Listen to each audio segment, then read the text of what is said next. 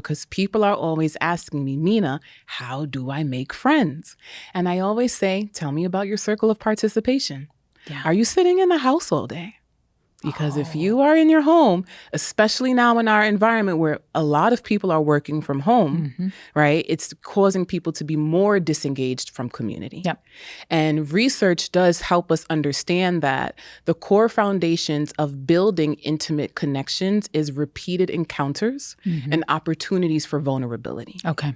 And so when we have those frequent encounters with people, it allows us to feel safer because you become more of a familiar face. Okay. I remember I saw Tamsen at the Pilates class last week. Right. And this is about on my third time seeing her. Maybe I should say hi. Maybe I should compliment her on her outfit. And the more I see Tamsen, the more I talk to her, the more I might want to say, want to grab coffee? The more I might feel safer to do that. But if I saw Tamsen 3 months ago, right, I may not feel ready to do that because there's been such a gap. You don't even know how to get there, and you don't want it to feel inauthentic too. Exactly. And maybe it feels right. It feels inauthentic. I think that's the word. Okay. Exactly. You know, and so our circle of participation sometimes as we become adults starts to shrink in, you know, because most of the places we're frequenting our work. It's our work environment. Do you feel like you're having to remind people or tell people more? You've got to, I don't want to say like get out more, but you do have to find some other areas to participate to make sure you keep that whole. Yes, absolutely. You know, I think a lot of people tend to forget the importance of participation, the importance of finding places that you can network in.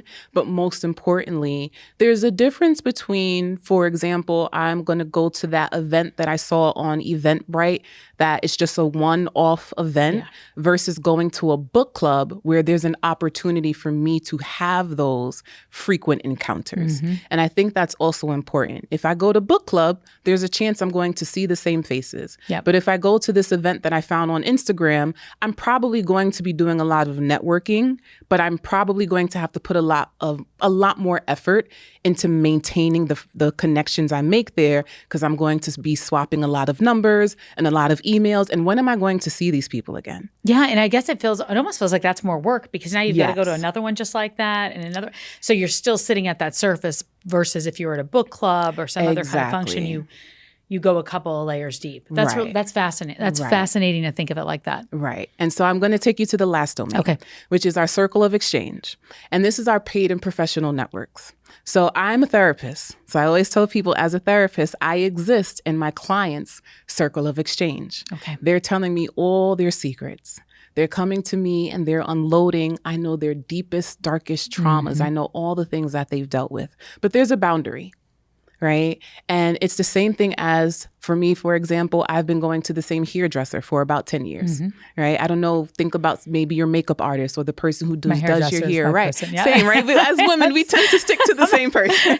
She just told me she's going out of town. I'm like, how long are you going out of town? Exactly. We don't mess with other people when it comes to our hair. I'm not looking to experiment. No. Exactly. And so these people fit in our circle of exchange. And when we see them, there's intimacy. Yeah. They tend to know a lot about what's going on in our lives. They're also doing our hair, right? So there's a level of trust. There's touching close, right? And there's rapport that we've been able to build. But we also know that when they're done, they did a fabulous job with the curls and the blowout, we have to pay them. Yeah. Yep. Right? Yep. And that's where the boundary is. Got it. And so the reason why I teach people this framework is because often people will say, I have no one in my community. And then I'll say, well, help me understand your circle of support. Let's break this down. Wow. Because it's possible that the people who exist in your circle of participation can be upgraded to your circle of friendship and eventually move to your circle of intimacy. It's also possible that the people who exist in your circle of exchange have value in your life. Right? And so how can we not exclude those people as people who aren't adding value to you? Those are people who are playing members of your community. And so it helps people to really diversify how they see community. It also helps people understand the different spectrums of community that exists, because often we say community must mean I need a best friend. And we don't even realize my hairdresser is a member of my community. I love that. And I also think it allows you to know that those positions can shift, right? Whether they're in one of those domains, not in any. anymore, which is, another conversation I want to have with you, because I think that there's a lot of, people coming in and out of our lives. But I like the fact that you've expanded community, because I do think, and I don't know about you, but as a therapist, do you hear people in their 30s, 40s, 50s say like, I don't have any real friends, or I don't have any time for friends? Absolutely. Is that becoming more commonplace? That is. And I think that just has to do with burnout. Mm-hmm. I think that has to do with life transitions, especially in that age range. The 35 to 45 age range that's very, very common. Why in those? I find that especially in this day and age, women are having children at a later age. Okay. And so we see that parenting is playing a role in that.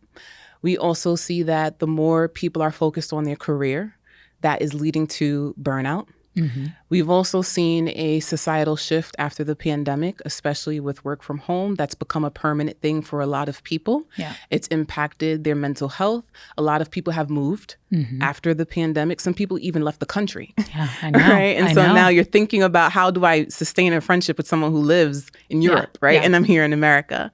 And so I do find that around that age, you see a lot of the factors that once felt familiar and once felt stable in your life become disrupted.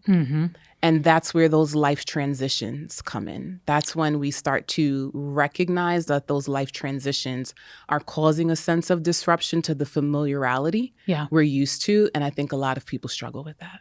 Why is making friends as an adult so hard? And I do think it's hard. And I don't know if it's because we've got more rules of what we're going to let in or let out, or boundaries, or because we're busy, or because we already feel like, I don't have any space for that. Just mentally, I want to go home and watch Netflix.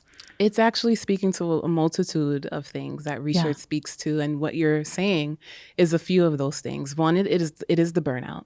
A lot of people are more career focused, especially women. They're building businesses and they're moving up within the corporate world. And so that is a lot of strain emotionally and mentally. And the reality is friendships require effort. It requires investment. And so if you come home every day and you're exhausted and you're also overstimulated, right? A lot of people are experiencing sensory overstimulation.